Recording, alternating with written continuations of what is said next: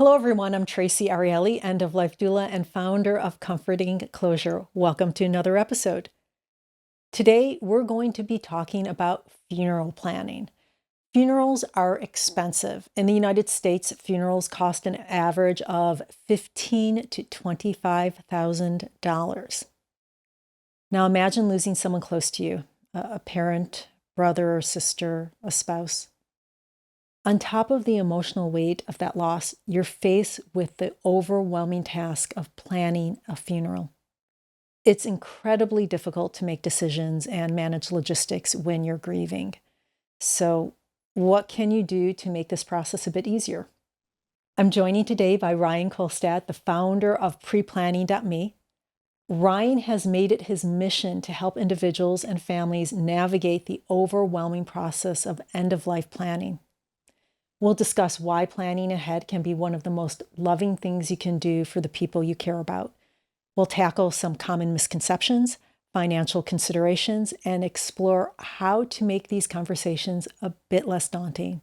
So grab your favorite warm drink, find a comfortable seat, and join us as we discuss how pre-planning can bring peace of mind, clarity, and a sense of comfort.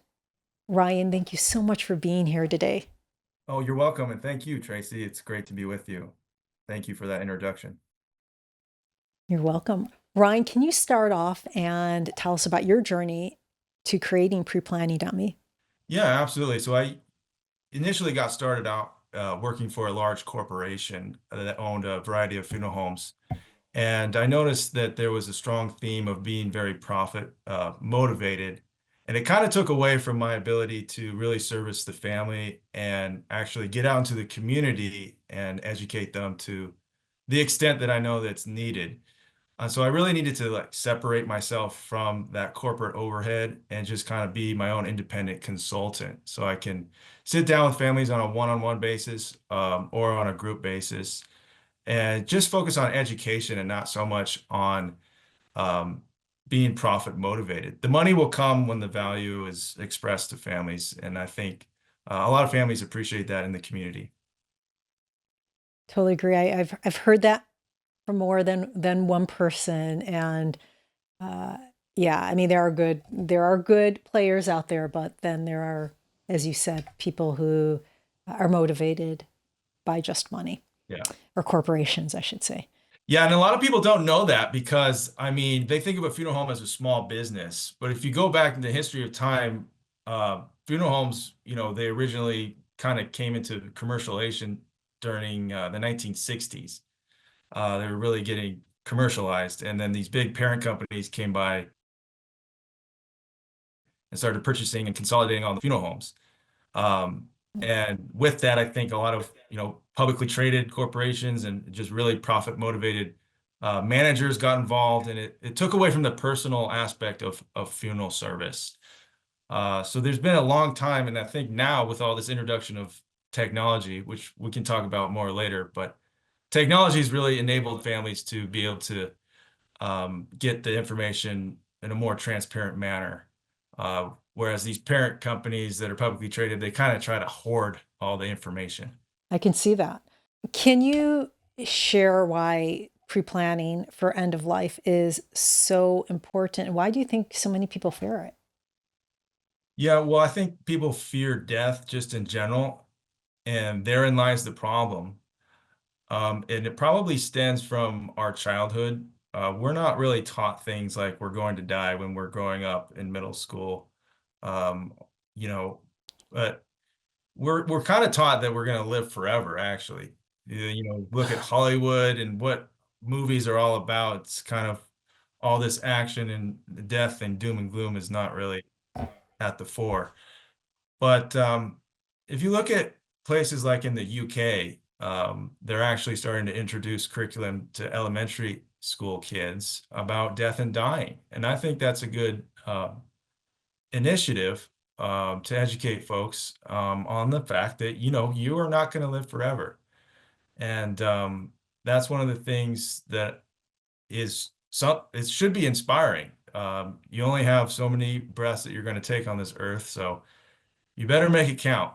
And but I've spent so much time facing rejection also, because people are apprehensive. They think it's morbid to talk about. So I've spent a good 15-year career trying to come up with the perfect method to broach the subject. And I haven't really quite got there because there's always something new. There's always a new challenge. Don't feel bad about that. My parents don't even watch any or listen to any of my podcasts because it's too painful for them. It's too close. They say it's too depressing. So Yeah. don't feel bad. I can't even get my parents to talk about this stuff. Yeah. Yeah.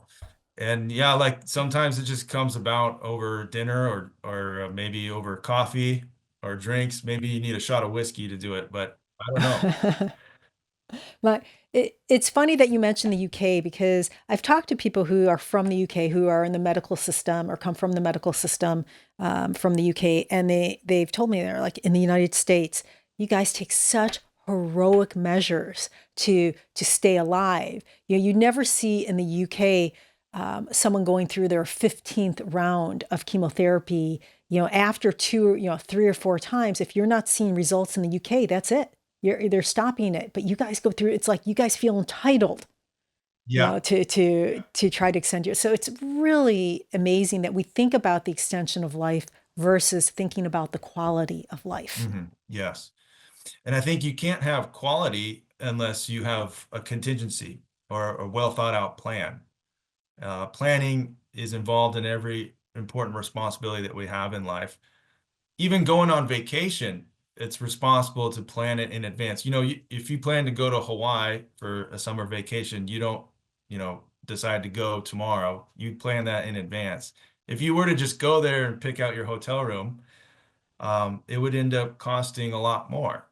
And the same concept applies to end of life planning. If you purchase your arrangements in advance, um, although you don't have to necessarily purchase, you could just write down your preferences. You're going to have a certain degree of organization and peace of mind in your mind, which might actually reduce stress, which might actually help you live longer. With the pre-planning and getting your affairs in order, do you feel that a person can negotiate more so that prices could be lower? Is that really a thing with the funeral industry? Yeah, it can be depending on the certain location. I think a lot of funeral directors and cemetery operators that are actually operating ethically don't really negotiate. The price is the price. And so knowing that consumers can help protect themselves from being taken advantage of by pre-planning and taking out a pre-need policy. So when the time of need does happen, they know what their loved one wanted because it's been guaranteed and it's been paid for. So it's a great way to actually protect yourself from having to go through the stress at the time of dealing with the loss of a loved one, of having to negotiate the best price. Um, it really prevents you from getting take advantage of someone that is not acting ethically. Yeah. And I think that even if you do pre-plan, that you have to go to someone who you can trust, like you, and even bring someone else that is, a family member or friend that's not going to be so emotional because I've said it before, I'm an emotional buyer. So all of this stuff, my husband and I have talked about already, and partly because I'm in what I do, but um, I I can't see doing this last minute and not being emotional about it and not overspending personally. Mhm. But that's me. Um, Yeah, what are some? Go ahead.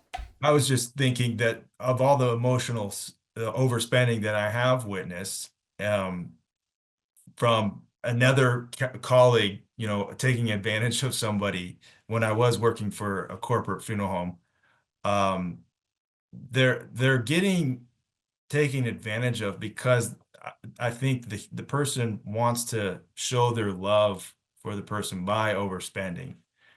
And, you can do that, but if you don't want to do that, take out a pre-need policy. Now, two questions. One, can you describe what a pre-need policy is? And the second thing is, what is it, because you don't work for a funeral home, what exactly do you do? How can you help? Yes. A pre-need policy is a whole life insurance policy. And we could talk all day about whole life insurance and all the different types of insurances out there. But just understand that it's basically having your funeral and end-of-life arrangements itemized out. And the insurance company is then going to be the funding vehicle for whatever you've itemized out. And then that itemization is kept with the funeral home and stored in their what's called a pre-need backlog. And so they have it for future reference when the time of need happens. And the family wins because they've got their prices guaranteed and the peace of mind and knowing that they're carrying out their loved one's wishes. And the mortuary wins because they're a business and they have a customer. So it's a win-win. I've been asked before, what happens if the funeral home goes under? And I thought, and you could correct me if I'm wrong, that pre-need, that insurance policy is kept, that money is actually kept in an account. So they don't spend that money. Yeah. It is there. And if they get bought out, then that's part of the assets and that goes to the people who bought them out. Is that correct? No, the people that bought them out wouldn't get the insurance policies per se. I mean, if the person that bought them out is also going to manage the funeral home, then yeah, they would keep it in there. But if they change it to a restaurant or they change it to some other thing, then the family gets to take that policy and they can take it to another funeral provider. So their investment is still protected. Yeah, no one's going to abscond the money. Yes. Tell me about your business and how you help people through the process.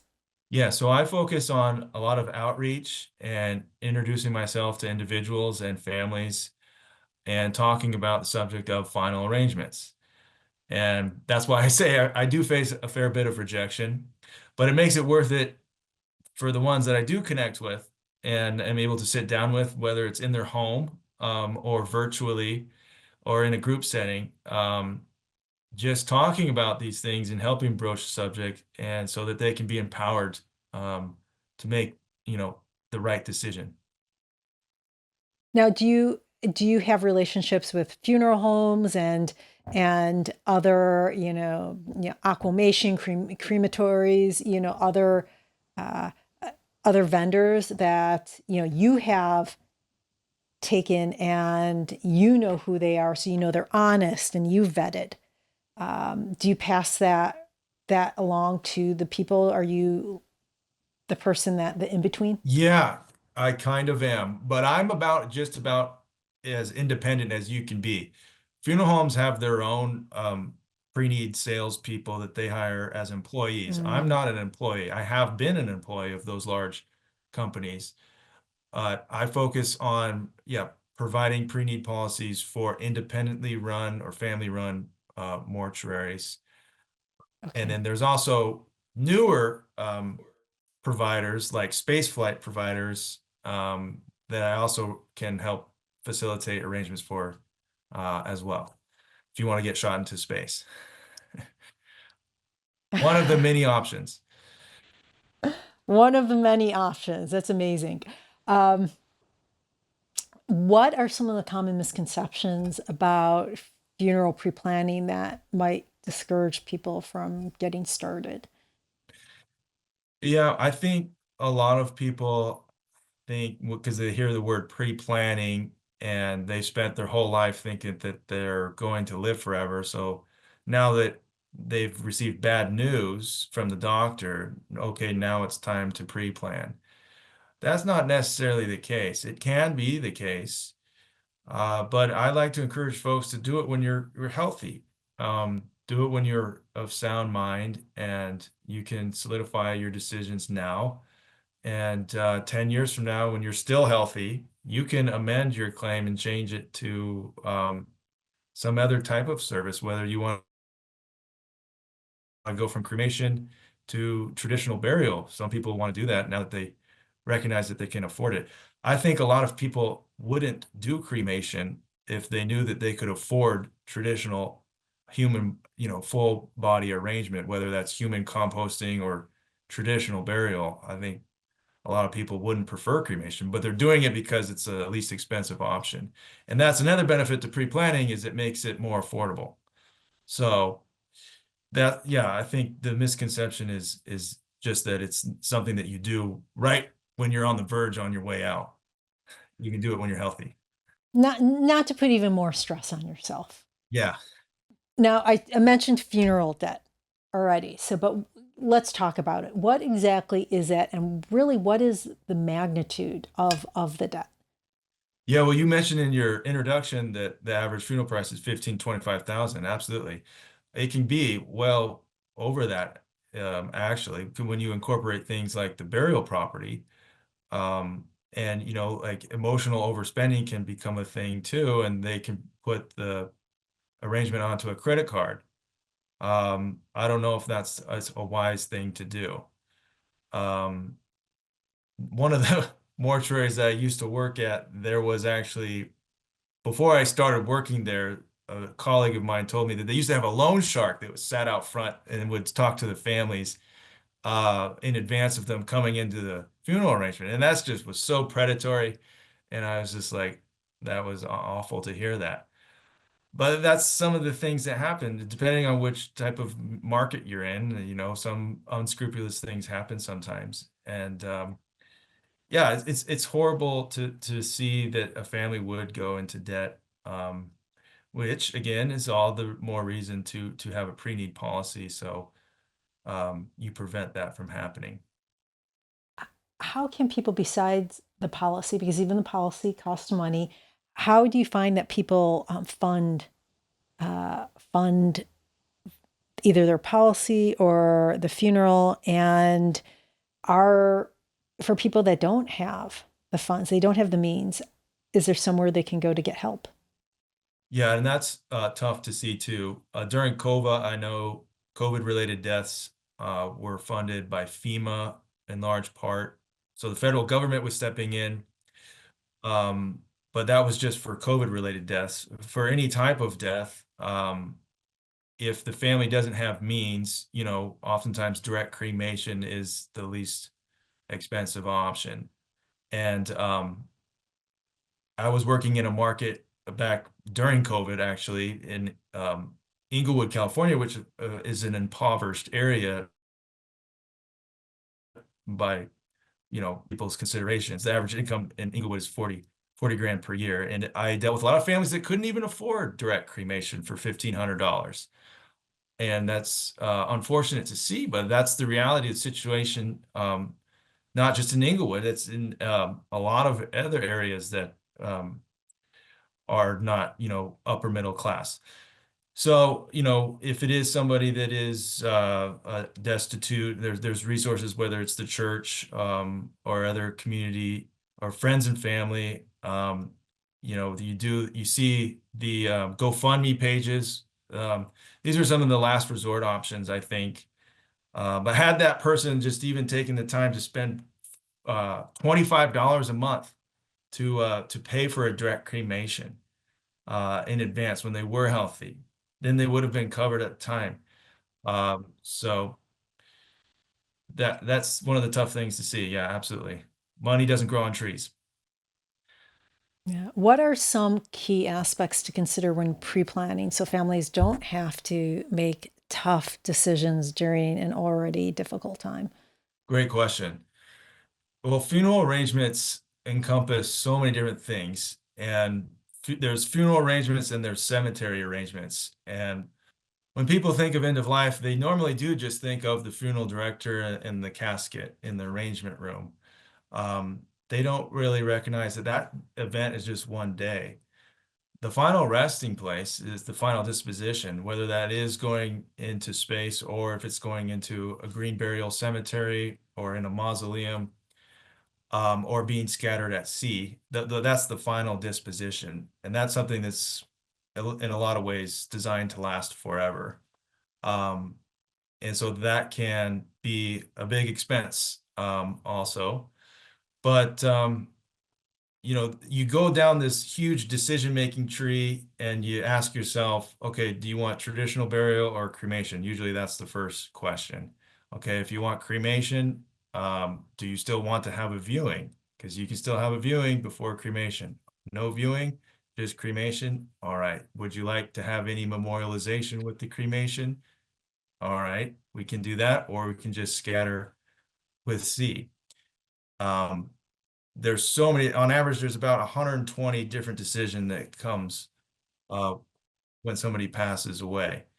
And so that's why I recommend the pre-planning guide booklet to help you get organized and just write down what your thoughts are in pencil so that you can adjust it, and write down what your preferences are. If it is for traditional burial or above ground mausoleum entombment or cremation with memorialization, or maybe you want double depth burial. There's all different types of options, and it helps to get organized in advance. Yeah. Where can people get this pre-planning booklet, and is there an online version that people can download? Yes, I have several different versions that I can send to anyone that wants it. And if you want an actual paper version, I can send that to you as well. Yeah. Wonderful. We'll put that, of course, in the description so people know where they can get it and how they can find you. Um, I'm curious about pre-planning, and different cultures or different communities. Do you see a difference across and how people pre-plan across the various cultures, especially in the Bay Area? We have such diversity here. Mhm. Yeah, we sure do. And we're in a highly educated market. There's a lot of smart people here. There's a lot of immigrants and people from different countries. And working in the funeral profession, I've been exposed to all different types of cultures because of that, because the Bay Area and, well, California in general is pretty mixed. Absolutely. Um, so yeah, I mean, a lot of people in religious type of environments do believe in pre-planning. Um, when I say religious, I mean like maybe Christianity, Catholicism, Baptists. Uh, they believe in pre-planning for the most part. I think if we look at it from a geographic perspective, a lot of folks from like India, they do not like to pre-plan here in America, at least. I don't know if they do it so much here or in their own country. Um, that would be interesting to actually check out. I would love to go to India at some point. Um, but yeah, and then the Asian cultures, they definitely believe in purchasing their burial site in advance, but they don't really so much like to prearrange their funeral aspect, uh, you know, the services of the funeral director so much. And then, yeah, it could just really depend. There's so many different factors. And if it is a family that is basing the decision in religious preference, maybe somebody in the family is very religious and the kids are not so religious. That's another um, often contentious point in an arrangement conference with the whole family there. The less religious folks don't care so much. Um, so there's just so many different ways so that a funeral arrangement can take place at a time of need, especially when no plans have been made in advance. Now, do you find, even in the 15 years, like I know that COVID had, of course, a huge influence on how, people now are more aware and are pre-planning more. But I know a lot of people, well, a lot of kids now are moving away from their parents out of state. Has that influenced the pre-planning at all? Have you noticed?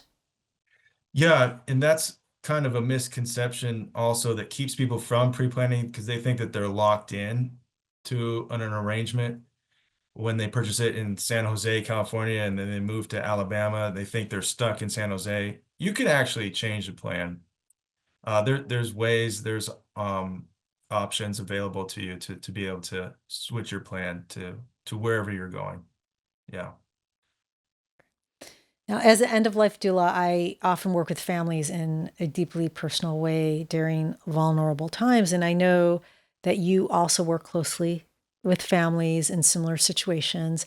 How do you hold space for individuals or families? And what are some of the things that you listen for to best support them? Yeah, that's a great question. I think having a skill for active listening is important, and just focusing on what they want, not what you may want. Um, and this is one of the reasons why I left the big corporation funeral homes, was because I was able to get in front of the family at my pace rather than the funeral home that was owned by a publicly traded company's pace. So yeah, you listen to the person and what they want, what their desires are. If you had to make arrangements now for a loved one, what would you prefer? And what type of you know, if a budget if there's a budgetary constraint there, what kind of budget would you like to stay within? Are you basing this decision in religion? Do you want to have other people in the family part of this decision-making process? Usually a funeral professional has a legal obligation to just interface with the next of kin. They can only take the final say from the next of kin, or somebody with healthcare power of attorney. Um, but that being said, I still like to get the rest of the family in there if they're open to it. You can still have them in there influencing the arrangement, um, if they're open to it, if they want that. So yeah, just treating them with respect and listening are I think the biggest things. I agree with the inviting the entire family because I think it's a really healthy thing to do.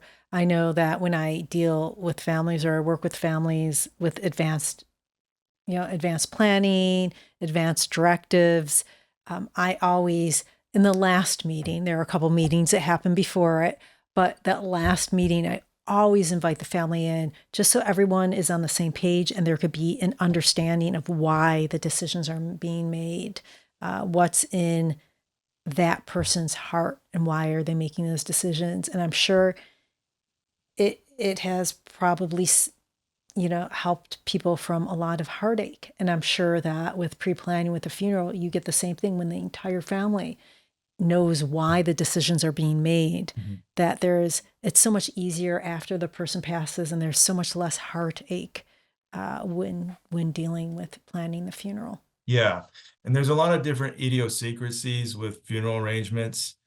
There might be just these little seemingly odd reasons, but a reason nonetheless. Like if you're choosing a burial site in an area that requires a bronze headstone, the family might not know why a bronze headstone has to be chosen.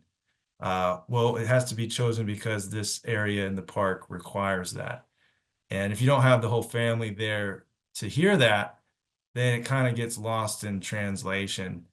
Um, and it's sort of like a game of telephone too. If you ever play telephone, uh, the fish changes sizes the more people you tell it to.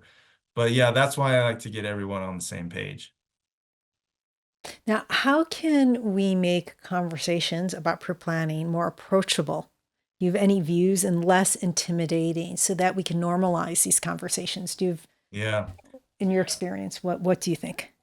Yeah, I don't think it'll be completely normalized ever because there's always the human condition. You think that you're going to live forever. And that's what makes us great is we have a life that we want to live forever for and make a big impact on the world. But yeah, I mean, if you are going to look at the fact that, even since the beginning of time, uh, like kings and queens, like the Taj Mahal and the Westminster Abbey in England and the Great Pyramids of Egypt. These are people that wanted to live forever, basically, because these are grand forms of memorialization. Uh, that's why we have these big, great buildings. And It's because people did want to live forever. So they talked about death. They knew that they weren't going to live forever, so they had to build a building. So I don't know. I mean, you have to come up with weird, seemingly weird ways to broach the subject, and maybe a shot of coffee or a shot of whiskey will help. Uh, but yeah, it's usually spontaneous. Um, up until the 1960s or thereabouts, people would only talk about death really to their pastor, or they would only talk about it when they needed to, when someone did pass away. And that's why a lot of widows would go to their pastor at their church to refer them to a funeral director to make the arrangements. Um, and then with the advent of more, the funeral homes becoming more bought out by these huge consolidators, they've been hiring professional salespeople to go out into the community and even knock on doors to ask people about, what are your plans for funeral arrangements. And that was a, pretty aggressive tactic that was used for a lot of years. And you may have even experienced yourself, or you may have received a phone call from a salesperson.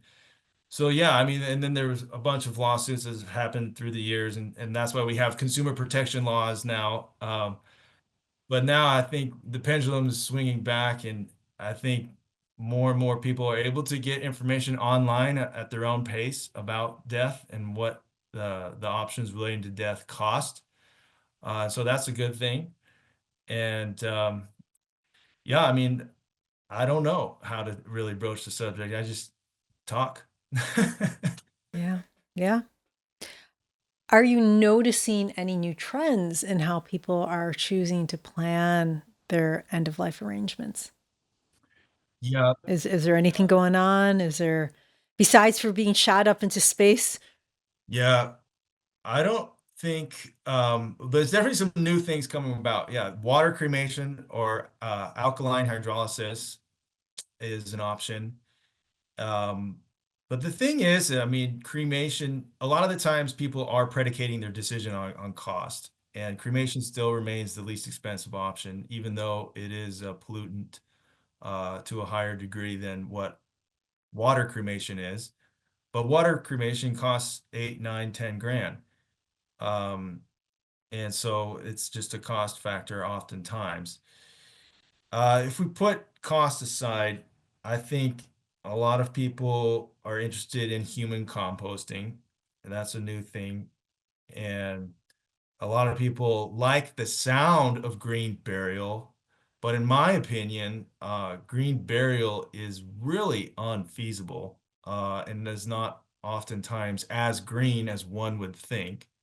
Um, When you say it's unfeasible, is it because it is so much more expensive than a traditional burial?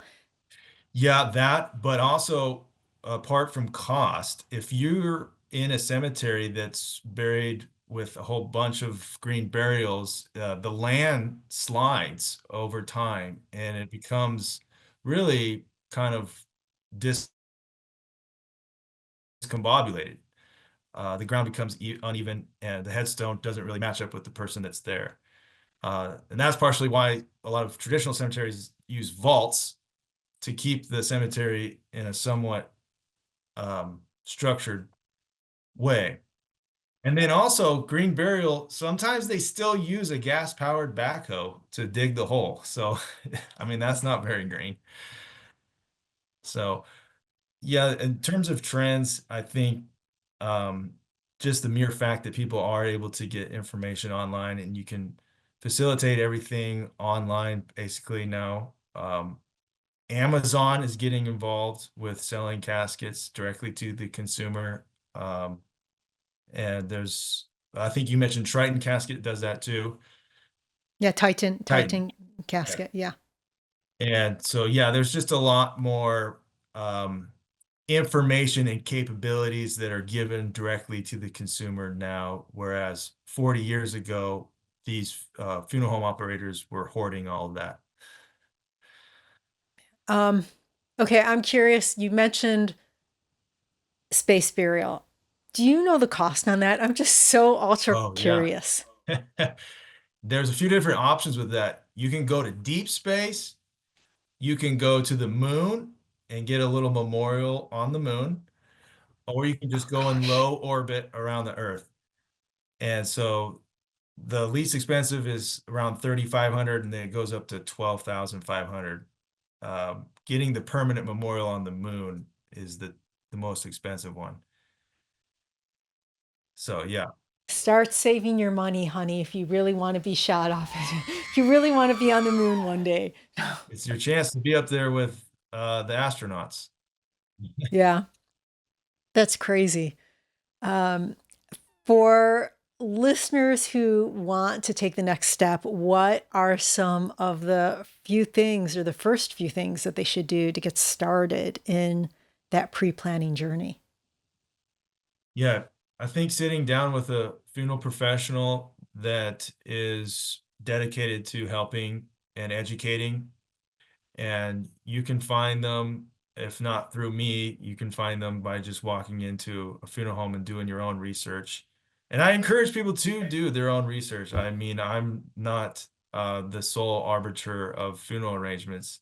But yeah, I think it's great to work with families, and I'm passionate about it. And so if you want information, I can help you get the right information so you can make an informed decision. And I've definitely seen a lot of people making arrangements at the last minute, and I don't like to see what they go through. So that's why I do what I do. Ryan, thank you so much for being on the show today. Before we wrap up, how can our listeners learn more about your work and get in touch with you? Yeah, absolutely. You can call me, you can email me, and my phone number, I can give that to you. My email is ryan@preplanning.me. And just here to help you in any way, shape, or form. We can set up a time to do an initial consultation and just talk about uh, matters relating to end of life, as well as how to conserve your estate. Because pre-planning does help one conserve their estate. Absolutely. We can do it in person or virtually. And I'll put that and your website on the description so that people have it. Excellent. So, Yeah. folks, taking time to plan ahead is one of the greatest gifts that you can give to your loved ones. I hope today's conversation has helped bring some clarity and comfort as you think about how to prepare for the future. By making these decisions now, you're relieving your family of a huge burden, giving them the space to grieve, be together, and support one another. Thank you for joining us. If you have any questions, please comment below or reach out to me directly. And if you found this conversation to be helpful, please like, share, comment, and subscribe. This is Traci Arieli from Comforting Closure, wishing you peace and comfort in your journey. Until next time, take care.